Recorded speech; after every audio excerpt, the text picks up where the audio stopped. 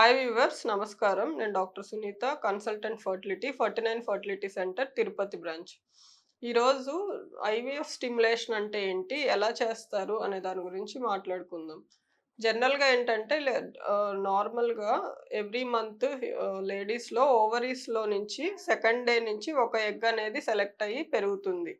అంటే ఇదంతా ఎలా జరుగుతుంది అంటే మన బాడీలో హార్మోన్స్ ఉంటాయన్నమాట. ఎఫ్ఎస్‌హెచ్, ఎల్‌హెచ్, ఈస్ట్రోజన్, ప్రొజెస్ట్రాన్ అనేసి. ఈ హార్మోన్స్ వేరియేషన్స్ వల్ల డే 2 నుంచి ఒక హార్మోన్ పెరగడం వల్ల ఒక ఎగ్ అనేది సెలెక్ట్ అయ్యి పెరుగుతుంది.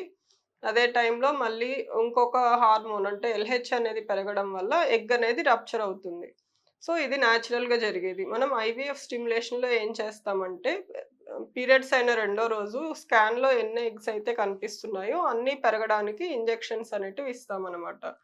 సో, ఐవీఎఫ్‌లో మనకి ఎన్ని ఎక్కువ ఎగ్స్ వస్తే అంత మంచిది. సో, అంటే మరీ ఎక్సెస్ కాకపోయినా మనకి కనిపిస్తున్న డే 2లో స్కాన్‌లో కనిపిస్తున్న ఎగ్స్ అన్నీ పెరగడానికి రెగ్యులర్‌గా డైలీ ఇంజెక్షన్స్ ఇస్తాము. దాంతో పాటు ఫిఫ్త్ డే నుంచి స్కాన్ చేస్తూ ఆల్టర్‌నేట్ డేస్ ఆర్ 2 డేస్‌ని బట్టి డోసెస్ అనేటివి అడ్జస్ట్ చేసుకుంటూ ఉంటాం.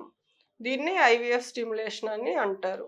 నా మెయిన్ టార్గెట్ ఏంటంటే ఎగ్స్ ఉన్నవి మాక్సిమం పెరగడానికి చూస్తాము. దాంతో పాటు సైజ్ గూడా మనకి కావాల్సిన సైజ్ వచ్చినప్పుడు ట్రిగ్గర్ ఇంజెక్షన్ అనేది ఇస్తామనమాట. So, hope this video is informative. Thank you very much.